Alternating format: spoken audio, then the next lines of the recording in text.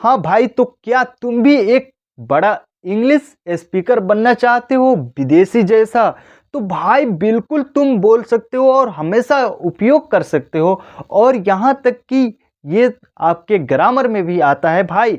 तो यहाँ पे हम 2 सेंटेंस आज देखेंगे और आपका कंफ्यूजन दूर कर देंगे भाई, बिल्कुल 5 मिनट में। यहाँ पे ध्यान दीजिएगा भाई। भाई यहाँ पे जब दे रहता है तो भाई यहाँ पे तो गिव का प्रयोग करते हैं, गिव का प्रयोग करते हैं। जब भाई इसी में इसके दे के पहले रहता है ने, दे, ने दे, तो भाई इसमें लेट का प्रयोग करते हैं। जैसे कि यहाँ पे देखिए, मुझे खाने दो, पढ़ने दो, मुझे सोने दो। भाई एक गिलास पानी दो, एक गिलास चाय दो, एक गिलास दूध दो। तो भाई चाहे एक मुझे मोबाइल दो, गिव मी अ मोबाइल। तो भाई इन दोनों के बाद भाई एक ऑब्जेक्ट जरूर आता है। तो भाई इन दोनों के बाद में ऑब्जेक्टिव केस का प्रयोग किया जाता है, समझ रहे? तो यहाँ पे अगर रहेगा दे तब लगेगा गिव, अगर रहेगा ने दे तब लगेगा लेट। तो भाई क्लियर हुआ कि नहीं? चलिए हम कुछ एग्जाम्पल लेते हैं। मुझे पढ़ाने दो, मुझे पढ़ाने दो, ढाने दो। अब यहाँ पे देखिए भाई, यहाँ पे पढ़ाने मेन वर्ब में भाई यहाँ पे ने आया है कि नहीं आया है? तो भाई यहाँ पे बगैर सोचे समझे भाई लेट का प्रयोग करो ना। अब इसके बाद ऑब्जेक्टिव केस लेट में यहाँ पे टीच वर्ब 1 का प्रयोग होता है। इन दोनों के बाद वर्ब 1 का प्रयोग होता है, एक ऑब्जेक्ट प्लस ऑब्जेक्ट, ठीक है, प्लस ऑब्जेक्ट और वर्ब 1 दोनों में प्रयोग होता है, ध्यान रखिएगा।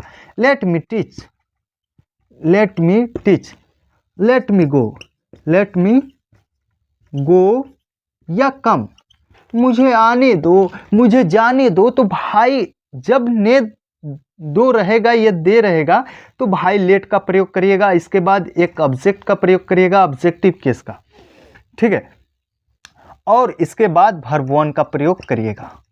अगर यहीं पे रहेगा गिव मी अ गिलास ऑफ वाटर, गिव मी अ गिलास ऑफ वाटर, गिलास ऑफ वाटर, यानी कि मुझे एक गिलास पानी दो, मुझे एक गिलास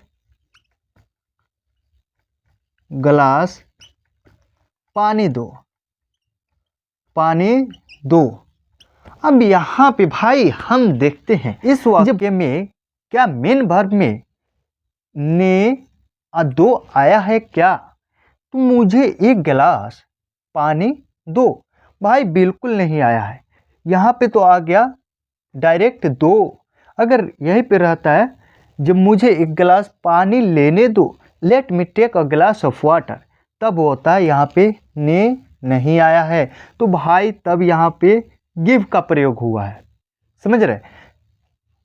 जैसे कि सोहन को सोने दो, सोहन को सोने दो, सोने दो।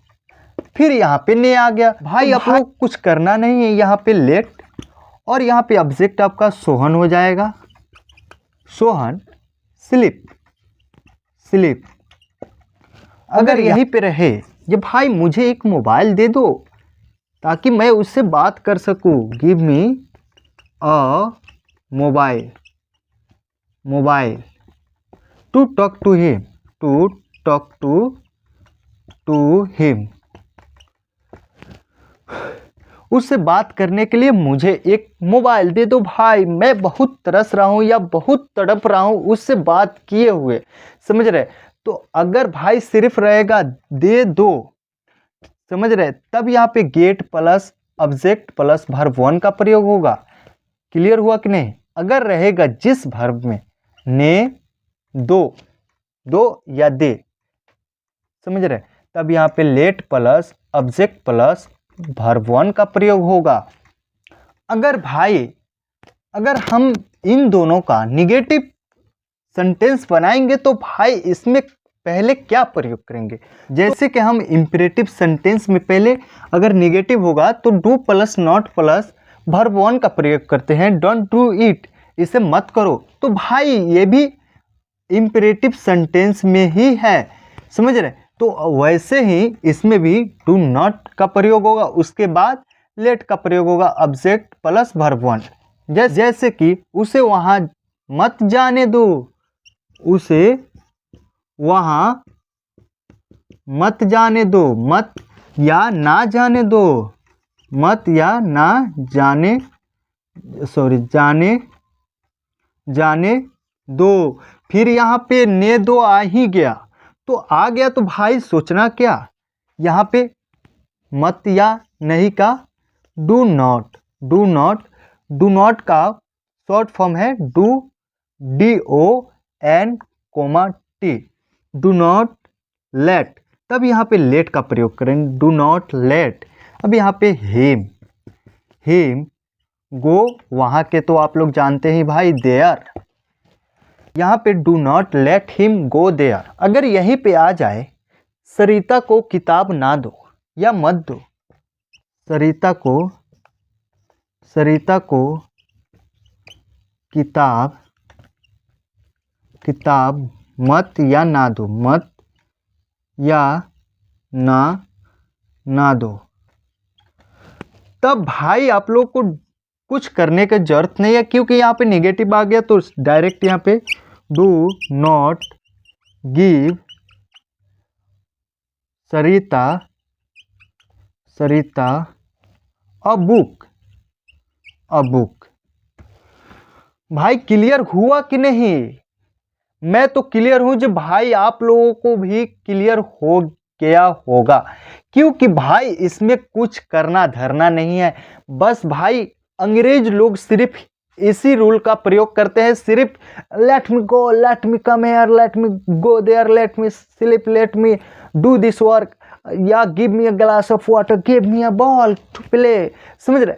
सिर्फ भाई इतने से ही टेंस का प्रयोग करते हैं, मतलब इतने ही रूल का प्रयोग करते हैं, गिव, लेट।